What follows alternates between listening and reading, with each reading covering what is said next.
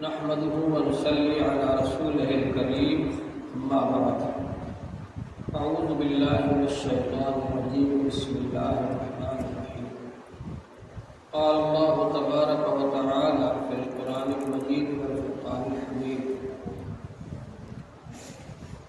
لو أنزلنا هذا القرآن على جبل لرأيته خاشعا متصدعا من خشية الله اساتذہ کرام اور عزیز طلبہ، اللہ جل شانہ نے ہم کو ایک امانت عطا فرمائی، اور وہ امانت کیا ہے؟ قرآن پاک۔ اللہ تعالی نے فرمایا انا عرضنا الامانة على السماوات والارض والجبال فابين ان يحملنها واشفقن منها وحملها الانسان انه كان ظلوما جهولا۔ ہم نے یہ امانت آسمانوں کے سامنے پیش کی، زمین کے سامنے پیش کی، ان سب نے اس کو لینے سے انکار کر دیا۔ پہاڑوں کے سامنے پیش کی، پہاڑ نے اس کو اٹھانے سے انکار کر دیا۔ وحملها الانسان، اور انسان نے اس نعمت کو اٹھا لیا، اس امانت کو، اس نعمت کو انسان نے اٹھا لیا۔ انہ کان ظلوما جہولا، بے شک انسان اپنے اوپر بڑا ظلم کرنے والا ہے اور بڑا جاہل ہے، نادان ہے۔ یہ اللہ تعالی نے محبت بھرے پیارے انداز میں انسان کے بارے میں کہا ہے کہ ظاہر ہے اتنی بڑی نعمت مل جانے کے بعد بھی اگر انسان اس کو نہ جانے اور نہ سمجھے تو اس سے زیادہ نادان اور کون ہوگا، اور اس پر اگر جاننے کے باوجود عمل نہ کرے تو اس سے بڑا ظالم اور کون ہوگا۔ تو اللہ تبارک و تعالی نے یہ نعمت ہم کو دی ہے، یہ امانت ہم کو دی ہے، اور اس امانت کی عظمت کو ظاہر کیا۔ کتنی بڑی امانت ہے، کتنی بڑی چیز ہے۔ فرمایا کہ لو انزلنا هذا القرآن على جبل، اگر ہم یہ امانت پہاڑ کے سامنے نازل کر دیتے، پہاڑ کے اوپر نازل کر دیتے، لرأيته خاشعا متصدعا من خشية الله، تو آپ دیکھتے کہ پہاڑ بھی جھک جاتا، ریزہ ریزہ ہو جاتا اس امانت کی وجہ سے۔ اتنی بڑی امانت ہے، لیکن یہ اللہ تبارک و تعالیٰ کا احسان ہے کہ اللہ تعالیٰ نے انسان ہی میں اتنی بڑی ہستی کو پیدا فرمایا جنہوں نے اس امانت کو اٹھا لیا، اور ان کا نام ہے حضرت محمد صلی اللہ علیہ وسلم۔ وحملها الانسان، انہوں نے اس کو اٹھا لیا۔ حدیث پاک میں آتا ہے کہ جب وحی نازل ہوتی تھی تو اتنا بوجھ پڑتا تھا، اتنا بوجھ ہوتا تھا کہ اگر آپ اونٹ پر بیٹھے ہوئے ہیں تو اونٹ کی ہڈیاں چرچرانے لگتی تھی، اور اونٹ اگر کھڑا ہوا ہے تو بیٹھ جاتا تھا۔ اللہ تعالی نے فرمایا ہے کہ ہم نے قول ثقیل نازل کیا، آپ کو ایک بھاری بھرکم کلام نازل کیا، ہم اتنا بوجھ ہوتا تھا قرآن پاک کے اندر۔ حضرت عائشہ رضی اللہ عنہ فرماتی ہیں کہ اگر حضور صلی اللہ علیہ وسلم میری ران پر سر مبارک رکھ کر لیٹے ہوئے اور وحی آنا شروع ہو گئی، ایسا لگتا تھا میری ران کے ٹکڑے ٹکڑے ہو جائے۔ تو اتنا وزن ہے اس کلام میں، قول ثقیل ہے یہ بھاری بھرکم کلام، بڑی عظمت والا ہے، بزرگی والا ہے۔ اور اللہ تبارک و تعالی نے فرمایا کہ اگر ہم پہاڑ پر نازل کر دیتے تو وہ پہاڑ ریزہ ریزہ ہو جاتا۔ اتنا عظیم الشان کلام ہے، اس کلام کو اللہ تعالی نے ہمارے لیے آسان کر دیا۔ وَلَقَدْ يَسَّرْنَا الْقُرْآنَ لِلذِّكْرِ فَهَلْ مِن مُّدَّكِّرٍ، ہم نے قرآن کو تمہارے لیے آسان کر دیا ہے، کوئی نصیحت حاصل کرنے والا؟ اتنا عظیم الشان کلام، لیکن چھوٹے چھوٹے بچے 30 پاروں کو یاد کر لیتے ہیں محنت کر کے، ان کے دلوں میں محفوظ ہو جاتا ہے، ان کے سینوں میں محفوظ ہو جاتا ہے۔ قرآن پاک کو اللہ جل شانہ نے لوح محفوظ میں لکھا ہے، لوح محفوظ میں ایک ایک حرف پہاڑ کے برابر ہے، اتنے بڑے بڑے حروف میں لکھا ہے۔ اور قرآن پاک کو اللہ تعالیٰ نے حضرت میکائیل علیہ السلام کی پیشانی پر لکھا۔ پورا قرآن پاک میکائیل علیہ السلام کی پیشانی پر آ گئے۔ قرآن پاک ہم جو بڑے سائز میں پڑھتے ہیں وہ مثال ہے لوح محفوظ کی، اور حمائل شریف میں پڑھتے ہیں چھوٹے سائز میں جو قرآن پاک ہوتا ہے جس کو آپ کہیں بھی لے جا سکتے ہیں، وہ مثال ہے میکائیل علیہ السلام کی پیشانی پر جو لکھا ہوا ہے اس کی۔ تو قرآن پاک بڑی عظیم الشان چیز، اور اللہ تعالیٰ نے اس میں یہ تاثیر رکھی ہے کہ حضور پاک صلی اللہ علیہ وآلہ وسلم نے ارشاد فرمایا کہ ان اللہ یرفع بہذا الکتاب اقواما ویضع بہ آخرین، کہ اللہ تعالیٰ اس کتاب کے ذریعے، قرآن پاک کے ذریعے بہت سے لوگوں کو سربلند کریں گے اور بہت سے لوگوں کو ذلیل و خوار کریں گے۔ تو یہ قرآن پاک، یہ دین ہمارے پاس امانت ہے۔ اس دین کے لیے ہمارے بزرگوں نے بڑی قربانیاں دی۔ حضور صلی اللہ علیہ وآلہ وسلم اور صحابہ کرام 13 سال تک مکہ مکرمہ میں رہے، اور کافر لوگ مارتے رہے، پیٹتے رہے اور ستاتے رہے اور تکلیفیں پہنچاتے رہے، لیکن ان حضرات نے دین کا کام نہیں چھوڑا۔ قرآن پاک کو اور حدیث پاک کو پھیلانا اور لوگوں تک پہنچانا یہ نہیں چھوڑا، یہاں تک کہ یہ قرآن پاک ہم تک پہنچ گیا۔ اسی قرآن پاک کی حفاظت کے لیے، اسی دین کی حفاظت کے لیے آپ حضرات کو تیار کیا جا رہا ہے کہ آپ حضرات آگے جا کر کے دین کی حفاظت کریں۔ یہ جو مدرسے ہیں یہ صرف قرآن پاک رٹانے والے نہیں، یہ مدرسے صرف قرآن پاک کے معنی اور مطلب سمجھانے والے نہیں، بلکہ یہ مدرسے اس لیے ہیں تاکہ ایسے افراد کو تیار کیا جائے جو کہ دین کی حفاظت کرنے والے ہوں، قرآن پاک کی حفاظت کرنے والے ہوں، ہمیشہ ہمیشہ کے لیے اس کو محفوظ کرنے والے ہوں، اس کی خدمت کرنے والے ہوں، ایسے افراد تیار کرنے کے لیے۔ آپ کو معلوم ہوگا کہ ہر زمانے میں جب بھی باطل پرستوں نے آ کر کے مقابلہ کیا، اسلام پر اعتراضات کیے، اس کا جواب کس نے دیا؟ علماء کرام نے دیا، اللہ والوں نے دیا۔ تو اس طرح سے ایسے افراد تیار کرنا جو کہ باطل پرستوں کے جوابات دے سکیں، یہ مقصد ہے دینی مدارس کا۔ ہندوستان میں جب انگریزوں نے قبضہ کر لیا تھا، پورے ہندوستان پر انگریزوں کی حکومت تھی۔ انگریز لوگ آ کر کے، پادری بڑے بڑے آتے تھے اور اسلام پر اعتراض کرتے تھے۔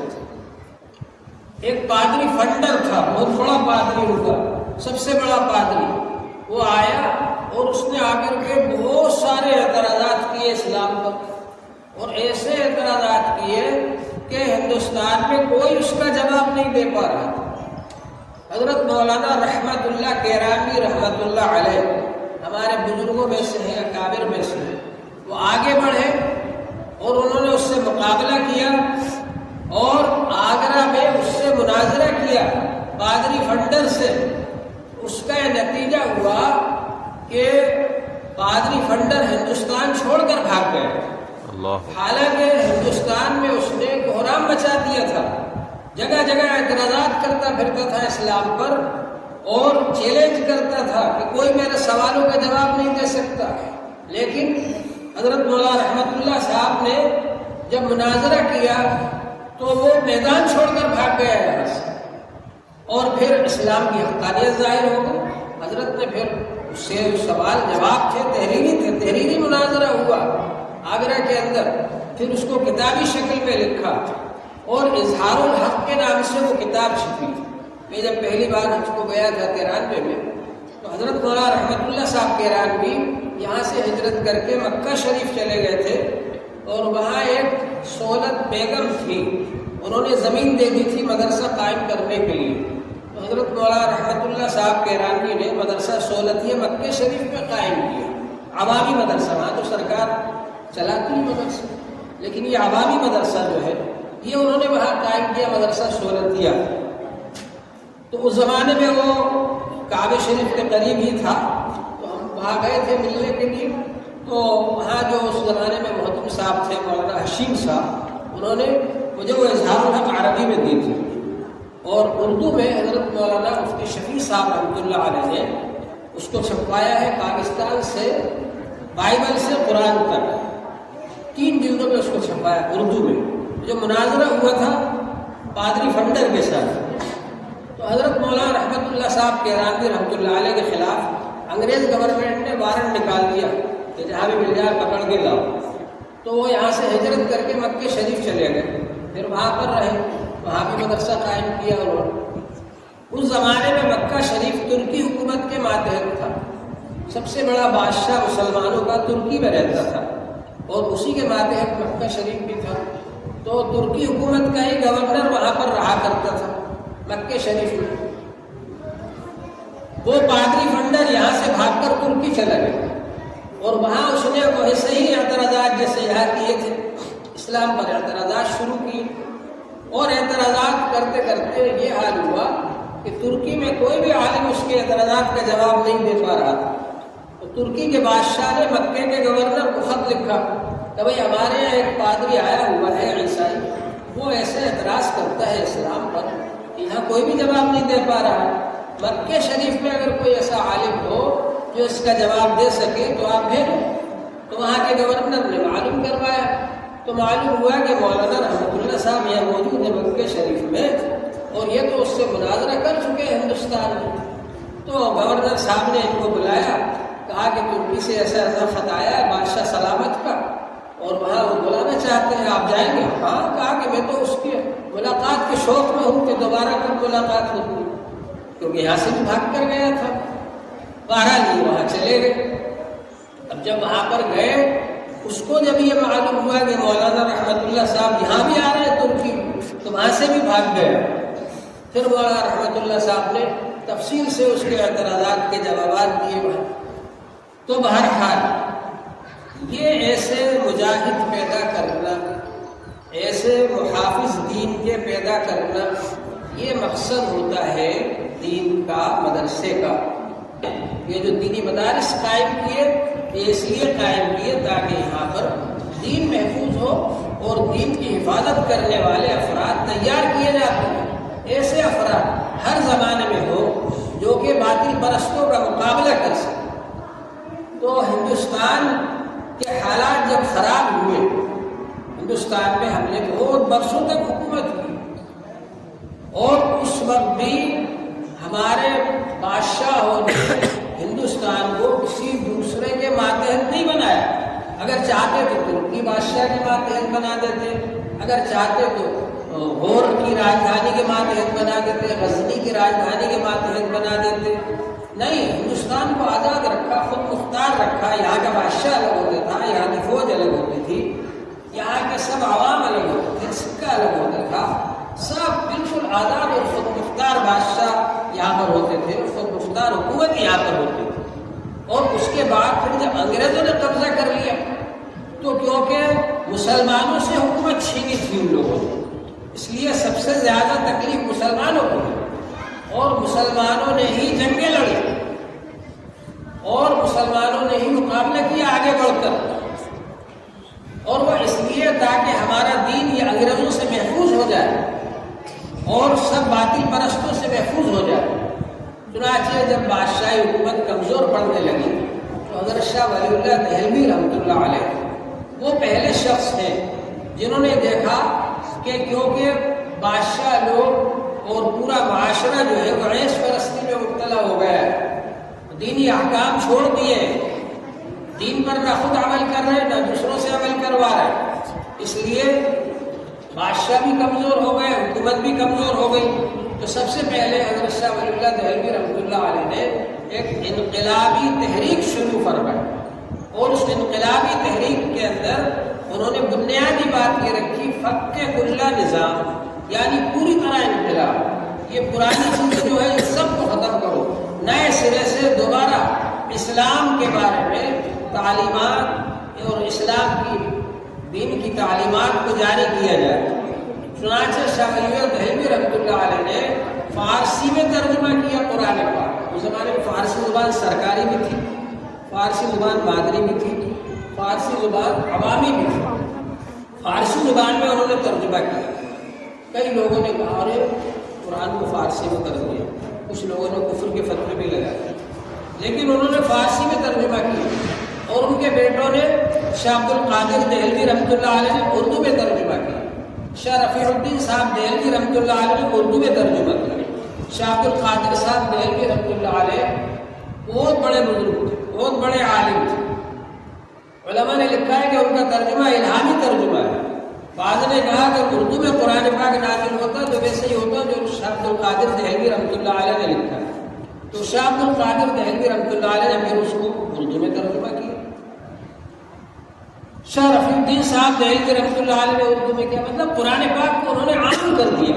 یہ کوئی خاص لوگوں کی چیز نہیں ہے کہ صرف ہم لوگ پڑھیں اس کو. علماء مولوی حضرات عوام کے لیے ہے، سب کے لیے. اور وہ ترجمہ بیان بھی کرتے تھے ایک جگہ. حضرت شاہ ولی اللہ دہلوی رحمۃ اللہ ایک کام تو یہ کیا کہ قرآن کو عام کیا جائے تاکہ لوگوں کے اندر جو گمراہی آئی وہ ختم ہو. ہمارے استاد حضرت مفتی سعید صاحب پالنپوری فرماتے تھے کہیں بھی رہو، ایک کونے میں بیٹھ کر بھی اگر تم نے قرآن پاک کا ترجمہ بیان کرنا شروع کر دیا، جہالت کا اندھیرا دھیرے دھیرے ختم ہو جائے. تو قرآن پاک کو عام کیا شاہ ولی اللہ دہلوی رحمۃ اللہ علیہ. دوسرا ایک کام انہوں نے یہ کیا کہ لوگوں کو جہاد کے لیے تیار کیا جائے. اس بات کے لیے تیار کیا جائے کہ دین کا نظام کامل مکمل طور پر لے کر کس طرح سے کھڑے ہو. چنانچہ انہوں نے حجت اللہ البالغہ لکھی، اور حجت اللہ البالغہ کے اندر حضرت شاہ ولی اللہ دہلوی رحمۃ اللہ علیہ نے اسلام کا نظام مالیات جو سمجھایا ہے، جبکہ اس وقت کمیونزم شروع ہی نہیں ہوا تھا اور یہ سرمایہ داری کا نظام بھی نہیں آیا تھا. اس سے پہلے انہوں نے اسلام کے مالیات کے نظام کو جو سمجھایا ہے اس سے بہتر کوئی چیز نہیں ہو سکتی. چنانچہ مولانا عبید اللہ سندھی رحمۃ اللہ علیہ جب روس گئے اور وہاں جا کر انہوں نے لینن سے ملاقات کی، جنہوں نے کہ کمیونزم کو جاری کیا تھا، اور ان کے سامنے اسلام کا مالیات کا نظام جب رکھا تو لینن نے یہ کہا کہ اس سے بہتر مالیات کا نظام نہیں ہو سکتا. اگر آپ کچھ دن پہلے آ جاتے تو ہم کمیونزم کو چالو نہیں کرتے بلکہ اسی کو اختیار کر لیتے. تو بہرحال اسی طرح سے انہوں نے حکومت کس طرح سے قائم کی جائے اور حکومت کس طرح سے چلائی جائے خلافت راشدہ کے طرز پر، اس بات کو انہوں نے آگے بڑھایا. یہ ان کی تحریک کے مقاصد تھے. ان کے انتقال کے بعد حضرت شاہ عبدالعزیز دہلوی رحمۃ اللہ علیہ ان کے نائب بنے، جو ان کے بڑے بیٹے بھی تھے. انہوں نے ایک طرف تو حدیث کا درس دینا شروع کیا، جیسا کہ شاہ ولی اللہ دہلوی رحمۃ اللہ علیہ نے درس دینا شروع کیا تھا. شاہ ولی اللہ دہلوی رحمۃ اللہ علیہ نے ایک بہت بڑا کام یہ کیا کہ وہ عرب گئے اور وہاں سے حدیث کی 6 مشہور کتابیں جو ہیں وہ پڑھ کر کے آئے اور ان کو لا کر یہاں پھیلائے.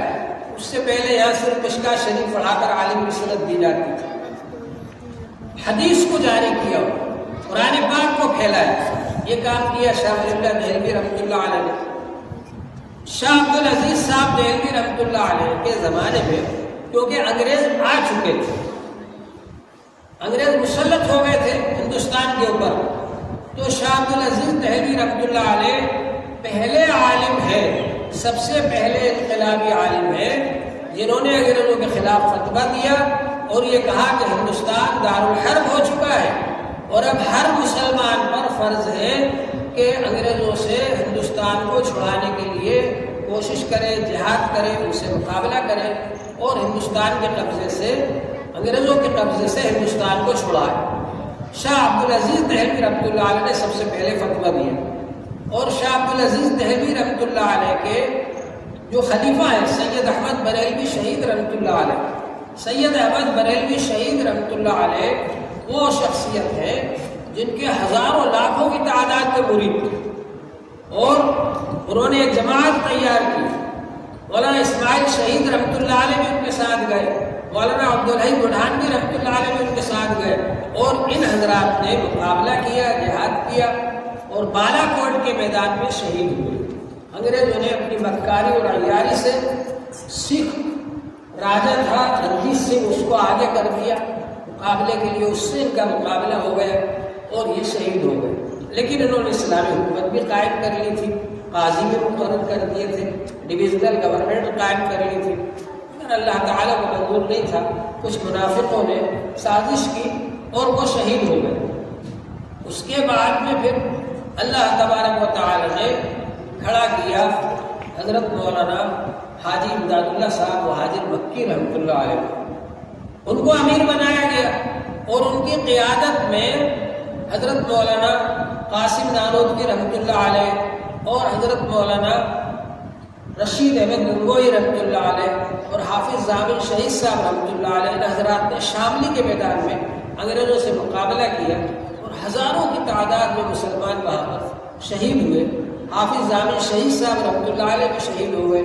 حضرت مولانا قاسم نانوتوی رحمۃ اللہ علیہ کے خلاف بھی وارنٹ نکلا، حضرت مولانا رشید احمد گنگوئی رحمۃ اللہ علیہ کے خلاف بھی وارنٹ نکلا، حضرت حاجی امداد اللہ مہاجر گنگوئی رحمۃ اللہ علیہ کے خلاف بھی وارنٹ نکلا، حضرت مولانا قاسم نانوتوی رحمۃ اللہ علیہ کے خلاف بھی وارنٹ نکلا کہ ان سب کو گرفتار کر لیا جائے۔ حاجی امداد اللہ صاحب مہاجر مکی رحمۃ اللہ علیہ ہجرت کر کے مکہ شریف تشریف لے گئے، اور حضرت مولانا رشید احمد گنگوئی رحمۃ اللہ علیہ کو پکڑ کر بھی لے گئے، 6 مہینے جیل میں بھی رکھا۔ لیکن یہ کہ اس کے بعد جب پیشی ہوئی جج کے سامنے تو اس نے کہا، جج نے، کیوں بڑے میاں تم نے جہاد کیا ہے انگریزوں کے خلاف؟ تو انہوں نے تسبیح آگے بڑھائی اور کہا اللہ اللہ اللہ اللہ۔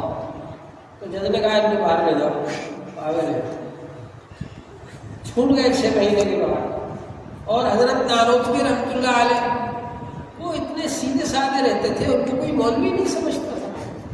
ایک کرتا پہن رکھا ہے نیچے سا، ایک تہمت باندھ رکھا ہے، ڈنڈا ہاتھ میں ہے۔ اب ان کا جو نام تھا، جو مقام تھا، جو علم تھا، اس کے اعتبار سے لوگ سمجھتے تھے بہت بڑی پگڑی باندھتے ہوں گے، بہت موٹے تگڑے ہوں گے، بہت بڑے حضرت ہوں گے۔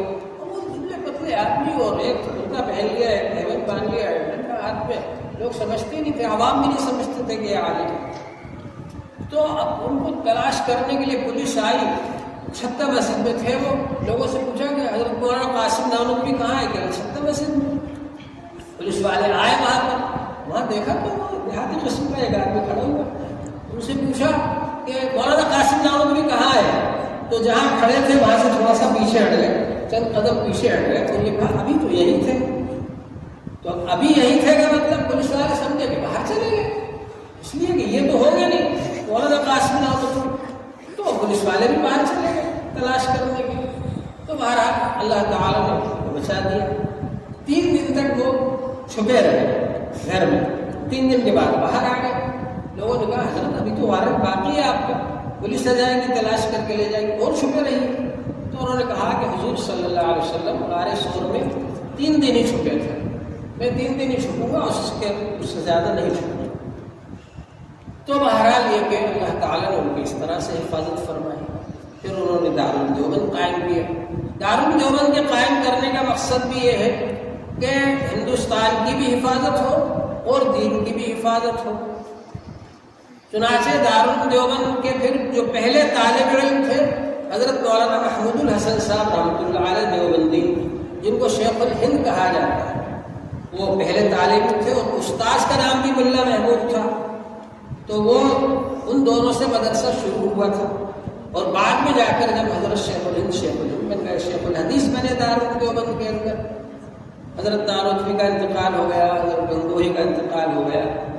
تو اس زمانے میں پھر ہندوستان اس وقت تک آزاد نہیں ہوا تھا، تو حضرت شیخ الہند رحمۃ اللہ علیہ نے پھر تحریک چلائی، اور اس تحریک کا نام ہے ریشمی رومال کی تحریک۔ یعنی ریشمی رومال کے اوپر انہوں نے حضرت شیخ الہند نے کچھ ہدایتیں لکھوائی تھی کہ تم کو کیا کرنا ہے، کیا نہیں کرنا ہے، کیونکہ حضرت شیخ الہند کے شاگرد ساری دنیا میں موجود تھے۔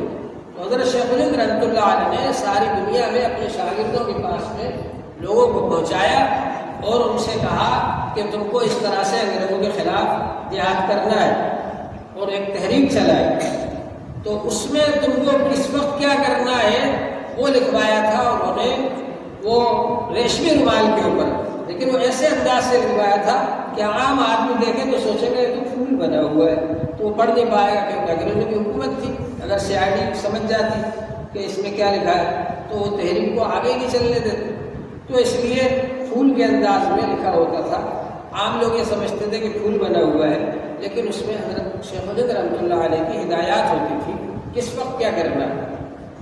تو شیخ الہند رحمۃ اللہ علیہ نے، کیونکہ ساری دنیا برطانیہ کے ماتحت تھی، انگریزوں کے ماتحت تھی، تو ساری دنیا میں اپنے شاگردوں سے یہ کہا تھا کہ فلاں اس تحریک سے جڑ جاؤ اور اس طریقے سے تم کو ہماری تحریک سے جڑ کر کے انگریزوں کے خلاف تحریک چلانا ہے اور ہندوستان کو آزاد کرنا ہے. تو یہ تحریک چلائی حضرت شیخ الہند رحمۃ اللہ علیہ نے. اس میں 3 آدمی 4 آدمی ایسے تھے حضرت شیخ الہند رحمۃ اللہ علیہ کے بالکل ہاتھ پیر تھے. انہوں نے اس تحریک کو ساری عالمی تحریک بنا دی، ساری دنیا کے اندر پھیلا ہے. ایک تو مولانا محمد منصور انصاری جو کہ خاص دیوبند کے تھے، اور 10 سال تک وہ گھر سے غائب رہے. گھر والوں کو پتہ نہیں تھا کہ زندہ ہے یا نہیں. حضرت شیخ الہند نے جہاں بھیجا تھا ان کو تحریک سے، وہاں وہ گئے، جگہ جگہ ملکوں میں گئے، افغانستان گئے، ترکی گئے، اور سب کی عوام کی حمایتیں حاصل کی، بزرگوں کی، خاص لوگوں کی حمایتیں حاصل کی، ترکی کے بادشاہ کی حمایت حاصل کی، اور اسی طرح سے جگہ جگہ سب جگہ سے حمایتیں حاصل کی انہوں نے. مولانا محمد منصور انصاری، اور اسی طرح سے حضرت مولانا حسین احمد مدنی رحمۃ اللہ علیہ، جنہوں نے مسجد نبوی میں بیٹھ کر 18 سال تک حدیث شریف پڑھائی. تو وہاں سے بھی وہ مجاہدین کو تیار کرتے تھے کہ بھئی ہم کو انگریزوں سے آزادی حاصل کر دیں. اسی طرح سے حضرت مولانا عبید اللہ سندھی رحمۃ اللہ علیہ جو روس بھی گئے اور جگہ جگہ گئے، ان سب حضرات نے دورے کیے. اور ایک ہے حضرت مولانا برکت اللہ بھوپالی رحمۃ اللہ.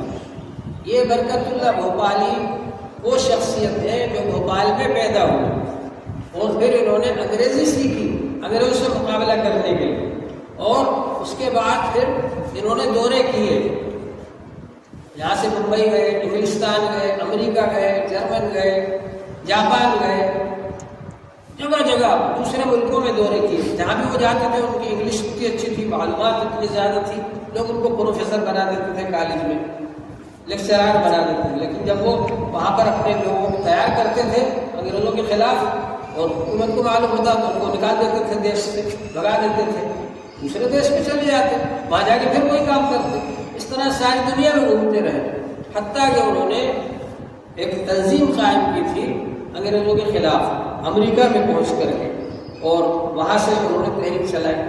تو یہ حضرات جب مولانا برکت اللہ بھوپالی کا ایک مضمون اردو معلّہ ایک رسالہ نکلتا تھا، اس میں چھپا، حضرت شیخ الہند رحمۃ اللہ علیہ نے دیکھا تو ان کو اپنی تحریک میں شامل فرما لیا اور ان کو اپنا نمائندہ بنا دیا.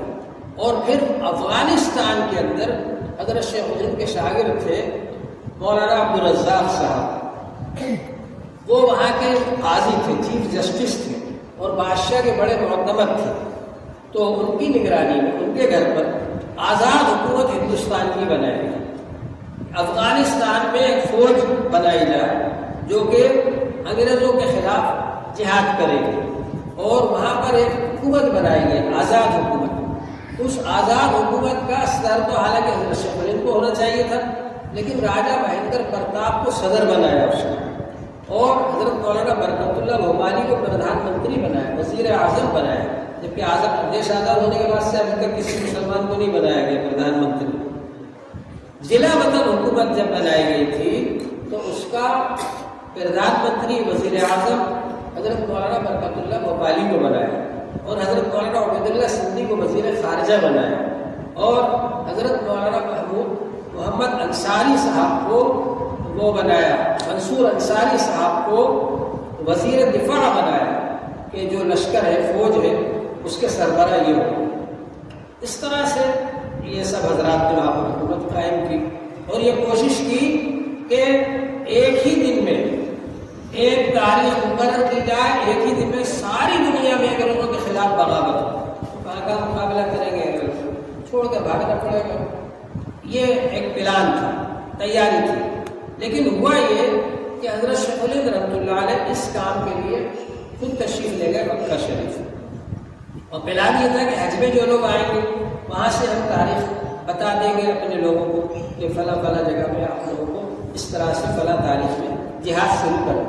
لیکن ہوا یہ کہ جب آپ مکے تشریف لے گئے تو انگریزوں کو معلوم ہو گیا انگریزوں نے یہ کیا کہ انگریز وہاں کا مکہ شریف کا جو گورنر تھا اس وقت، وہ حالانکہ ترکی حکومت کے ماتحت تھا، لیکن اس کو انگریزوں نے ملا لیا اور انگریزوں نے یہ کہا کہ ہمارا باغی تمہارے یہاں آیا ہے، اس کو گرفتار کر کے ہمارے حوالے کرو۔ چنانچہ حضرت شیخ الہند رحمۃ اللہ علیہ کو طائف میں گرفتار کر لیا گیا۔ حضرت مولانا حسین احمد مدنی رحمۃ اللہ علیہ بھی وہاں تھے اس وقت، اور وہ 18 سال سے حدیث شریف پڑھا رہے تھے وہاں، ان کے بہت شاگرد تھے۔ ان کو گرفتار کرنا کوئی آسان نہیں تھا، لیکن ان کو جب معلوم ہوا کہ میرے استاذ کو گرفتار کر لیا گیا ہے تو انہوں نے کہا بھائی مجھے بھی گرفتار کر۔ ان دونوں حضرات کو گرفتار کر کے مالٹا کی جیل میں لے جا کر رکھا۔ مالٹا جو ہے وہ چاروں طرف سے دنیا سے کٹا ہوا ایک چھوٹا سا جزیرہ ہے، ٹاپو ہے، اور وہاں پر ان حضرات کو لے جا کر کے رکھا مالٹا کی جیل کے اندر۔ بہت سارے علماء کرام، تقریباً 5000 علماء کرام وہاں تھے، ان میں حضرت شیخ الہند رحمۃ اللہ علیہ بھی تھے، جن کو کہ وہاں پر رکھا گیا۔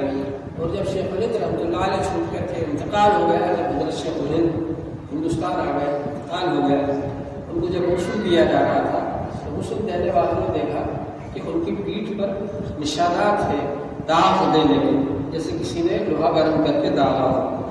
تو حضرت مولانا حسین احمد مدنی رحمۃ اللہ علیہ نے ان کے ساتھ وہاں جیل میں رہے، ان سے پوچھا یہ کیا ہے، تو انہوں نے بتلایا کہ انگریز لوگ لوہا گرم کر کے حضرت شیخ الہند کی پیٹھ پر داغ لگاتے تھے، وہ کہتے تھے انگریزوں کے موافق فتویٰ دو کہ جہاد نہیں کرنا چاہیے، تو حضرت فرماتے نہیں بھی یہ نہیں کہہ سکتے۔ تو اس طرح سے ان کو تکلیف دی جاتی تھی وہاں پر، لیکن بہرحال وہاں رہے، 2.5 ساڑھے 3 سال کے قریب رہے وہاں یہ حضرات۔ پھر جب وہاں سے چھوٹ کر کے آئے تو بمبئی استقبال کرنے والوں میں گاندھی جی بھی تھے، وہ بھی گئے تھے۔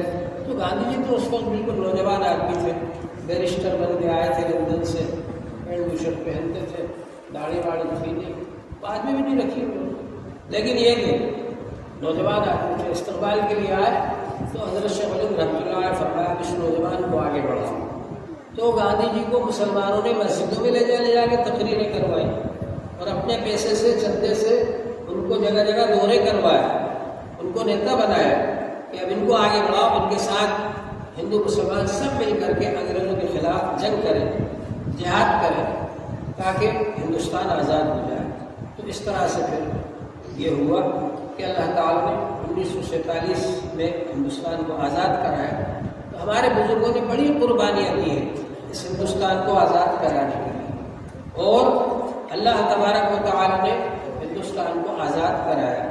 اور حضرت نانوتوی رحمۃ اللہ علیہ نے اس وقت جب کہ ہندوستان غلام تھا، انگریزوں کے ماتحت تھا، اس وقت دارالدیوبند قائم کیا اور جگہ جگہ مدرسے قائم کیے، مدرسہ شاہی مراد آباد میں قائم کیا، گلاوڈھی میں مدرسہ قائم کیا، امروہہ میں قائم کیا۔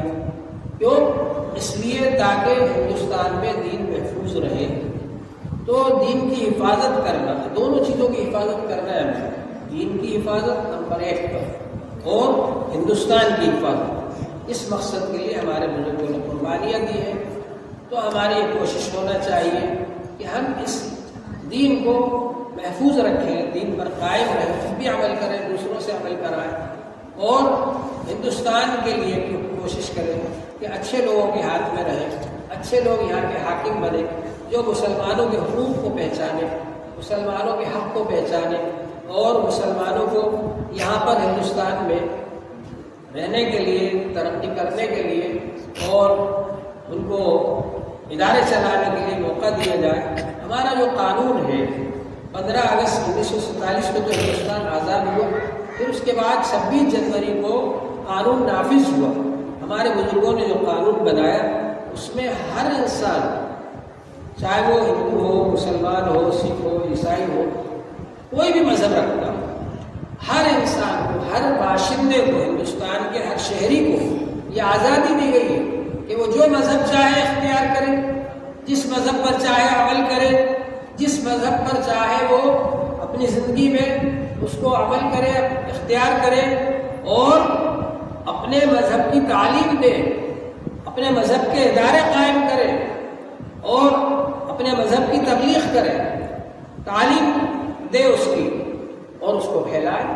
یہ آزادی دی گئی، یہ لکھا ہوا ہے آپ کے ہندوستان کے قانون میں، دستور میں جو بنایا ہمارے بزرگوں نے، تو اس کی روشنی میں یہاں پر عمل ہونا چاہیے کہ ہندوستان میں مسلمانوں کو پوری آزادی دی جائے، ان کے اداروں پر کوئی روک ٹوک نہ کی جائے، اور ان کو مذہب پر عمل کرنے میں، مذہب کے پھیلانے میں، تعلیم دینے میں، تبلیغ کرنے میں کوئی رکاوٹ نہ ڈالی جائے۔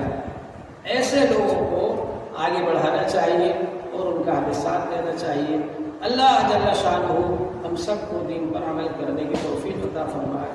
وآخر دعوانا ان الحمد للہ رب العالمین۔